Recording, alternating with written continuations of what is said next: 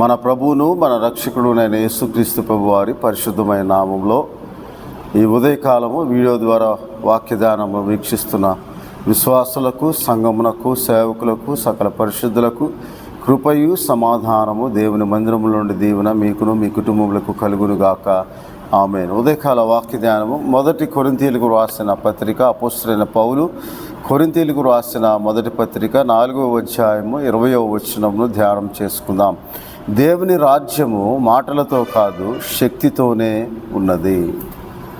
దేవుని రాజ్యం గురించి యేసుక్రీస్తు ప్రభువారు ఈ లోకంలో నివసించిన ఆ 33.5 సంవత్సరముల కాలంలో 3.5 సంవత్సరములు తన సువార్త పరిచర్యలో దేవుని రాజ్యమును గుర్చిన మర్మములు అనేకములు ఆయన ఉపమాన రీతిగా వివరణాత్మకముగా మరుగయ్యున్న ఆ యొక్క దేవుని మర్మమును, దేవుని రాజ్యమును గుర్చిన మర్మములను ఆయన వివరించి మత్తయి సువార్త 13వ అధ్యాయంలో ఇలాగూ దేవుని వాక్యంలో ఆయన అనేక ఉపమానాల రీతిగా దేవుని రాజ్యమును గుర్చిన మర్మములను ఆయన వివరించారు.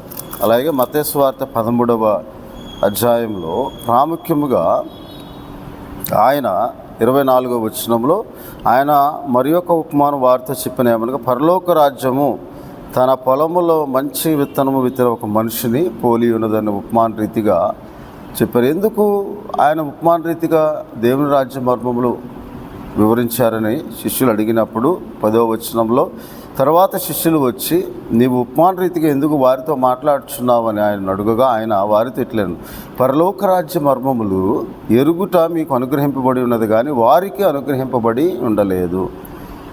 కాబట్టి కలిగిన వానికే ఇయ్యబడును, వానికి సమృద్ధి కలుగును. మరియు వారు చూచుచుండియు చూడరు, వినుచుండియు వినరు, వెనుకయు గ్రహింపక ఉన్నారు కనుక ఇందు నిమిత్తమని నేను ఉపమాన రీతిగా వారికి బోధించుచు ఉన్నాను అని దేవుని వాక్యంలో సెలవిస్తుంది. అలాగే ఈ ప్రజలు కన్నులారా చూచి, చెవులారా విని, హృదయంతో గ్రహించి, మనసు తిప్పుకొని నా వలన స్వస్థత పొందకున్నట్లు వారి హృదయం క్రొవ్వినది, వారి చెవులు వినుటకు మందములై ఉన్నవి, వారు తమ కన్నులు మూసుకున్నారు కనుక మీరు వినుమట్టుకు విందురు కానీ గ్రహింపనే గ్రహింపరు, చూచుట మట్టుకు చూచురు కానీ ఎంత మాత్రం తెలుసుకుంటారని యెషయా చెప్పిన ప్రవచనము వీరి విషయమే నెరవేర్చు ఉన్నది. అయితే మీ కన్నులు చూచుచున్నవి కనుక అవి ధన్యములైనవి, మీ చెవులు వినుచున్నవి కనుక అవి ధన్యములు అయినవి అని దేవుని వాక్యంలో యేసుక్రీస్తు ప్రభువారు ఇలాగూ సెలవిస్తూ ఉన్నారు. అందుకే ఆయన మత్తయి సువార్త 9వ అధ్యాయంలో 35వ వచనంలో యేసు వారి సమాజ మందిరంలో బోధించుచు రాజ్య సువార్త ప్రకటించుచు ఉండెను. దేవుని రాజ్య సువార్తను ప్రకటిస్తూ యేసుక్రీస్తు ప్రభువారు ఈ లోకంలో దేవుని రాజ్యం గురించిన మర్మములను ఆయన వివరించినప్పుడు వాటిని అపోస్తలుడైన పౌలు గారు తన పత్రికలలో వివరణాత్మకముగా దేవుని రాజ్య మర్మముల గురించి ఆయన వివరించాడు. అందుకే ఈ దేవుని రాజ్యము అనగా మాటలతో కాదు, కేవలం మనం వినుట వలన మాత్రమే మనం దేవుని రాజ్యంలో ప్రవేశించము. కానీ ఆ దేవుని రాజ్యంలో ప్రవేశించడానికి మనకు దేవుని శక్తి అవసరమై ఉన్నదని దేవుని వాక్యము సెలవిస్తుంది. ఆ దేవుని శక్తి ఏమిటి అని పౌలు గారు ఇలాగూ దేవుని వాక్యంలో రోమీయులకు రాసిన పత్రిక 1వ అధ్యాయము అపోస్తలుడైన పౌలు రోమా సంఘమునకు రాసిన పత్రికలో 1వ అధ్యాయంలో ఇలాగూ దేవుని వాక్యంలో రాయబడి ఉన్నది. 16వ వచనం, సువార్తను గూర్చి నేను సిగ్గుపడువాడను కాను, ఏలైనగా నమ్ము ప్రతివానికి, మొదట యూదునికి గ్రీసు దేశస్థునికి కూడా రక్షణ కలుగజేయుటకు సువార్త దేవుని శక్తి అయి ఉన్నది అని దేవుని వాక్యంలో రాయబడి ఉన్నది. రక్షణ కలుగుటకు అది దేవుని శక్తి. ఆ దేవుని రాజ్యంలో మనము ప్రవేశించాలి అంటే దేవుని శక్తి అవసరమై ఉన్నది, కేవలం మాటలతో కాదు. నువ్వు దేవుని రాజ్యం అని మనం చెప్పి వినుట వలన కాదు, కానీ మనం దేవుని శక్తిని పొందుకోవాలి. అది సువార్తను నమ్ము ప్రతి వానికి, అది రక్షణ కలుగజేయుటకు దేవుని శక్తి అయి ఉన్నది అని దేవుని వాక్యంలో రాయబడి ఉంది. అలాగే మొదటి కొరింథీయులకు రాసిన మొదటి పత్రికలో దాని గురించి అపోస్తలుడైన పౌలు గారు రాస్తూ కొరింథీయులకు రాసిన మొదటి పత్రిక 1వ అధ్యాయం 18వ వచనంలో ఆ సువార్త ఏమిటంటే సిలువను గుర్చిన వార్త. యేసుక్రీస్తు ప్రభువారు సిలువను గుర్చిన వార్త, యేసుక్రీస్తు ప్రభువును గుర్చిన విషయమైన ప్రకటన, సువార్త, రక్షణ సువార్త. నశించుచున్న వారికి వెరితనము కానీ రక్షింపబడుచు ఉన్న మనకు, అంటే నమ్ముచున్న ప్రతి పాపి, విశ్వసించిన ప్రతి పాపికి రక్షింపబడుచున్న మనకు దేవుని శక్తి అని దేవుని వాక్యంలో రాయబడి ఉన్నాం.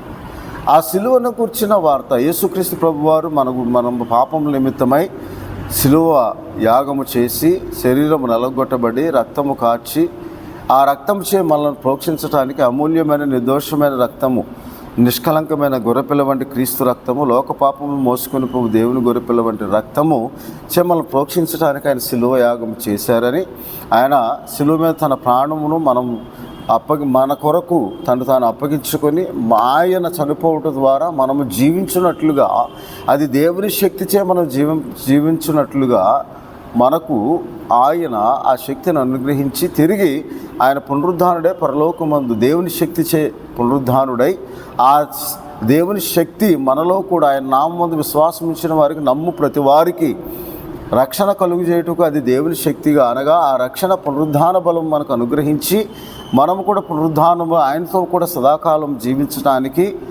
ఆయన మనలను, అనగా మొదటి తెస్సలోనికీయులకు రాసిన పత్రిక 4వ అధ్యాయములో ఆయన మేఘారూఢుడై వచ్చినప్పుడు మనమందరము కూడా మేఘములో కొనిపోబడటానికి క్రీస్తునందు మృతులైన వారు మొదట లేతురు, ఆ మీదట సజీవులై నిలిచి ఉన్నవారు ఆయనతో కూడా వారితో కూడా ఆయన ఎదుర్కొంటూ మేఘల మీద కొనిపోబడతారని దేవుని వాక్యంలో రాయబడిన ప్రకారము, పరిశుద్ధులుగా పిలువబడిన ప్రకారం. అందుకే మొదటి తెస్సలోనికీయులకు రాసిన పత్రిక 3వ అధ్యాయం 12వ వచనములో, మరియు మన ప్రభు అయిన యేసు తన పరిశుద్ధులందరితో వచ్చినప్పుడు, ఏ పరిశుద్ధులు అనగా ఆయన భూమి మీద ఈ దేవుని రాజ్యంను స్థాపించడానికి ఆయన పరలోకము నుండి దిగివచ్చి రెండవ రాకడ సమయంలో 1000 ఏళ్ల పరిపాలన కొనసాగించడానికి మొదట తన నామమందు విశ్వాసం ఉంచి నమ్మిన వారు, సువార్తను నమ్మిన వారు, నమ్మువారందరికీ దేవుని శక్తి అనగా రక్షణ భాగ్యము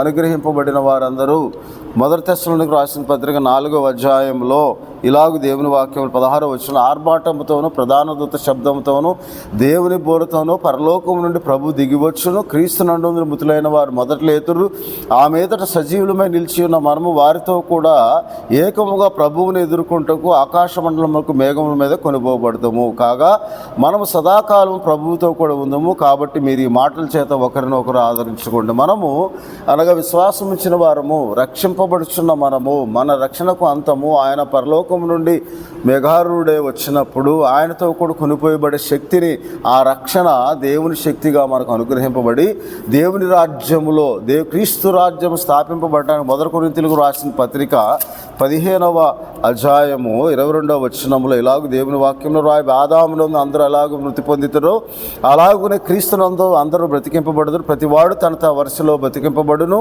ప్రథమ ఫలము క్రీస్తు, తరువాత క్రీస్తు వచ్చినప్పుడు, అనగా కింద ఫుట్నోట్లో ఆగమనమందు, అనగా ఆయన పరిశుద్ధులందరినీ తీసుకొని పరలోకమునకు తీసుకొని పోయే సమయంలో నేను మరలా వచ్చి మిమ్మల్ని నాతో కూడా ఉండులాగున తీసుకొని పోతానని మా యోహాను సువార్త 14వ అధ్యాయంలో, తండ్రి ఇంట అనేక నివాసములు కలవు, నేను మీ కొరకు స్థలం సిద్ధపరచబడి వెళ్తున్నాను, ఆ సిద్ధపరిచిన స్థలంలో మీరు ఉండులాగున మరలా వచ్చి, అనగా పరిశుద్ధులుగా ఉన్నవారిని. ఎవరు ఆ పరిశుద్ధులు? మొదటి కొరింథీయులకు రాసిన పత్రిక 1వ అధ్యాయం 2వ వచనములో, క్రీస్తు యేసునందు పరిశుద్ధపరచబడిన వారై పరిశుద్ధులుగా ఉండుటకు పిలువబడిన వారు, మనకు ప్రభువుగా ఉన్న మన ప్రభు అయిన యేసుక్రీస్తు నామమున ప్రతి స్థలంలో ప్రార్థించి ఈ లోకములో సిద్ధపరచబడిన వారు సంఘము.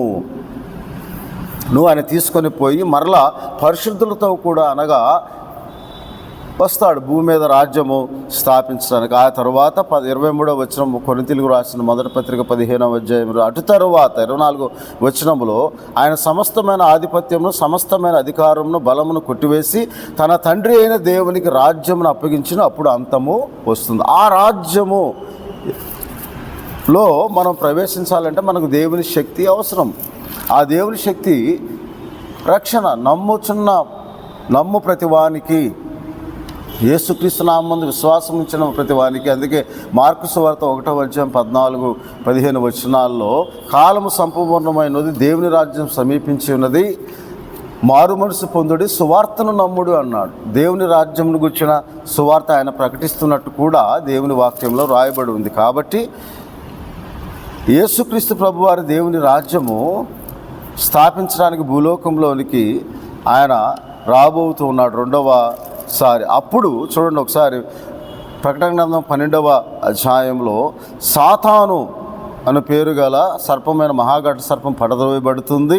9వ వచనములో అది భూమి మీద పడదోయబడెను, మరియు దాని దూతలు దానితో కూడా పడదోయబడి, మరియు ఒక గొప్ప స్వరము పరలోకమందు ఇలాగ చెప్పుడు వింటిని, రాత్రింబగళ్ళు మన దేవుని ఎదుట మన సహోదరుల మీద నేరము మోపు వాడిన అపవాది పడదోయబడిన కనుక ఇప్పుడు రక్షణయు శక్తియు రాజ్యమును మన దేవుని వాయుని, ఇప్పుడు అధికారము ఆయన క్రీస్తుదాయను అని దేవుని వాక్యంలో వ్రాయబడి ఉన్నది. కాబట్టి 11వ అధ్యాయము 15వ వచనంలో 7వ దూత బూర ఊదినప్పుడు పరలోకంలో గొప్ప శబ్దము పుట్టిన, ఆ శబ్దములు ఈ లోక రాజ్యము మన ప్రభువు రాజ్యమును, ఆయన క్రీస్తు రాజ్యం ఆయన యుగయుగముల వరకు ఏలును అని దేవుని వాక్యంలో రాయబడింది. ఆ యుగయుగములు నాశనం లేని రాజ్యము, నిత్య రాజ్యము, దేవుని రాజ్యం అని దేవుని వాక్యంలో రాయబడి ఉన్నది.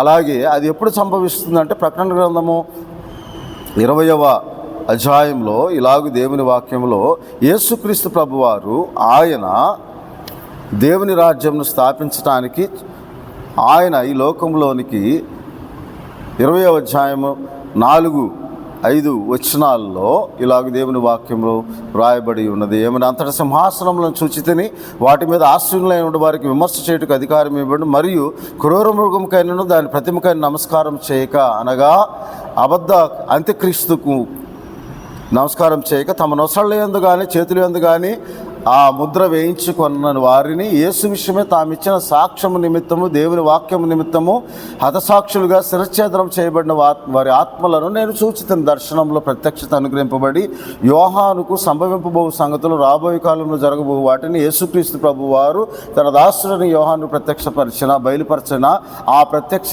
దర్శనం ద్వారా వీటన్నింటినీ రాబోయే కాలంలో సంభవింపబో సంగతులను చూచి వారు బ్రతికిన వారే 1000 సంవత్సరంలో క్రీస్తుతో కూడా రాజ్యం చేశారు. అదే దేవుని రాజ్యం స్థాపన. 1000 సంవత్సరములు ఆయన రాజ్యమేలి ఆ 1000 సంవత్సరములు గడిచే వరకు కడమృతుకులు బతకలేదు. ఇది మొదటి పునరుద్ధానము. ఈ మొదటి పునరుద్ధానములో పాలుగలవారు ధన్యులు, పరిశుద్ధులనై ఉందురు అని దేవుని వాక్యంలో. ఇటు వారికి రెండవ మరణం మీద అధికారం లేదు. వీరు దేవునికి క్రీస్తుకు యాజకులై క్రీస్తుతో కూడా 1000 సంవత్సరములు రాజ్యము చేయుదురు. అది దేవుని రాజ్యము భూలోకములో స్థాపింపబడుతూ ఉన్నది. అది 1000 ఏళ్ల పరిపాలనగా. అది దేవుని కేవలం మాటలు వినుట ద్వారా మాత్రమే కాక, మనము విశ్వాసులుగా ఉన్న మనము దేవుని శక్తిని ఆధారం చేసుకుని, దేవుని శక్తి అయిన రక్షణ కలుగుటకు దేవుని శక్తి అయిన సువార్తను నమ్మి యేసుక్రీస్తు ప్రభువు ద్వారా స్థాపింపబడిన ఆ రాజ్యములో మనము పునరుద్ధానములుగా లేదా సజీవులమై ఉన్న మనము ఆ రాజ్యంలో ప్రవేశించడానికి మొదట మేఘముల్లో కొనిపోబడి, ఆగమనము ర్యాప్చర్, మనము సంఘముగా ఆత్మసంఘముగా కొనిపోబడి మరలా ఆయన ప్రకటన గ్రంథము 19వ అధ్యాయంలో ఆయన మరలా ఈ లోకంలోనికి 11వ వచనంలో పరలోకము తెరవబడి చూచినప్పుడు ఇదిగో తెల్లని గుర్రముడు కనబడి దాని మీద కూర్చుని వాడు నమ్మకమైన వాడు, సత్యవంతుడును అను నామములాడు. ఆయన నీతిని బట్టి విమర్శ చేయుటకు యుద్ధం జరిగించున్నాడు. ఆయన నేత్రములు అగ్నిజ్వాలల వంటివి, ఆయన శిరస్సు మీద అనేక కిరీటములు రాయబడిన నామము ఆయనకు కలదు. అది ఆయనకే కానీ మరి ఎవరికి తెలియదు. రక్తంతో ముచ్చబడిన వస్త్రం ఆయన ధరించుకొని ఉండ, మరియు దేవుని వాక్యం అన్న నామం ఆయనకు పెట్టబడి ఉండెను. పరలోకమందు సేనలో శుభ్రమైన తెల్లని నారల బట్టలు ధరించుకొని తెల్లని గుర్రములెక్కి ఆయన వెంబడిస్తూ ఉన్నారు. వీరే పరిశుద్ధులు, క్రీస్తు నామముందు విశ్వాసం ఉంచి నమ్మి రక్షింపబడి దేవుని శక్తి ద్వారా రక్షింపబడిన వారు జనములు కొట్టుటక ఆయన నోట నుండి వాడిగల ఖడ్గము బయలు వెళ్తున్నది. ఆయన ఇంపదములతో వారిని ఏలును. ఆయన సర్వాధికారియగు దేవుని తీక్షమైన ఉగ్రత అను మద్యపు తొట్టి తొక్కును. రాజులకు రాజు, ప్రభువులకు ప్రభు అను నామం ఆయన వస్త్రం మీద తొడ మీద రాయబడి ఉండెను. కాబట్టి ఆ దేవుని రాజ్యము నిత్య రాజ్యము, ఆ రాజ్యములో 1000 ఏళ్ల పరిపాలనలో మనము కూడా. అందుకే దానియేలు భక్తుడు ముందుగానే దీని గురించి దానియేలు గ్రంథంలో ఇలాగ రాయబడి ఉన్నది. 2వ అధ్యాయంలో దేవుని వాక్యంలో ఇలాగూ వ్రాయబడి ఉన్నది.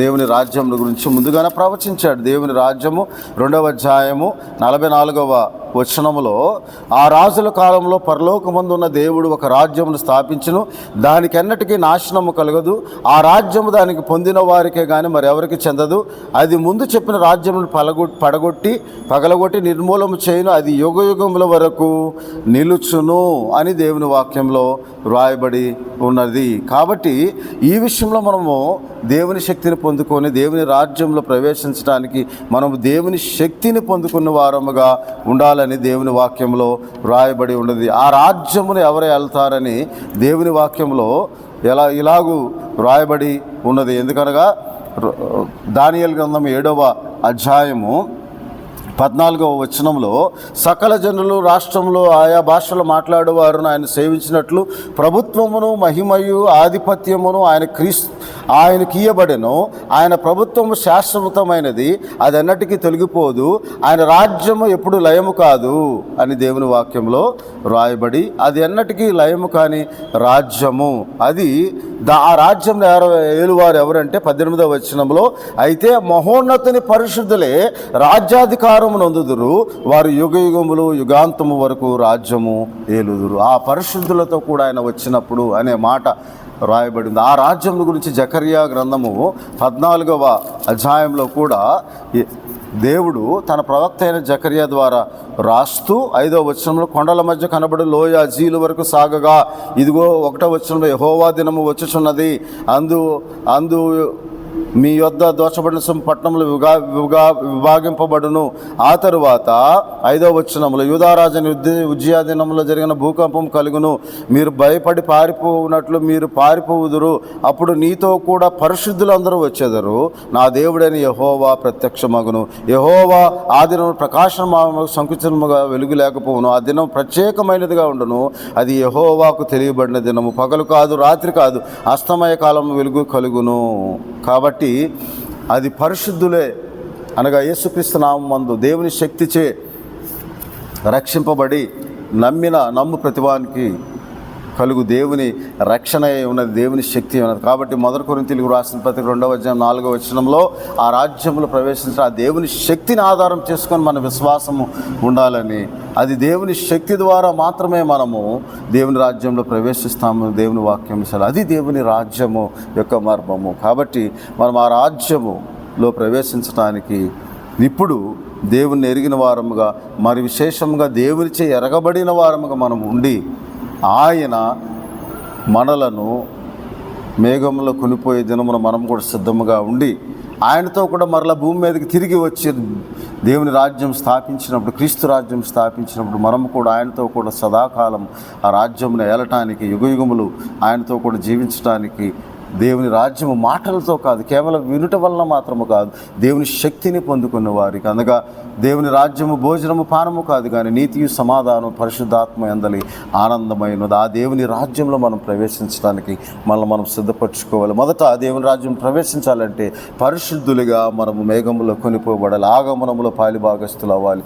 ఆ తర్వాత 2వ రాకడ సమయంలో ఆయనతో కూడా పరిశుద్ధులుగా మనము వచ్చి భూమి మీద 1000 ఏళ్ల పరిపాలన కూడా స్థాపించబడినప్పుడు మనము దేవుని రాజ్యంలో క్రీస్తు రాజ్యంలో పాలిభాగస్తులై క్రీస్తుతో కూడా మనం 1000 ఏళ్ళు పరిపాలించి యుగయుగంలో నిలిచిన దానికి నాశనం లేని రాజ్యం, అంతము లేని రాజ్యం, ఆ రాజ్యంలో మనం ప్రవేశించాలని యేసుక్రీస్తు ప్రభువారు ఉపమాన రీతిగా ఆ దేవుని రాజ్య మర్మం గురించి మనకు వివరించారు. కాబట్టి అది దేవుని శక్తి ద్వారానే మనం ఆ రాజ్యంలో ప్రవేశించాలి. దేవుని శక్తి ద్వారానే మనకు పునరుద్ధాన బలం కలుగుతుంది. దేవుని శక్తి ద్వారానే మనం మేఘంలో కొనిపోబడతాం.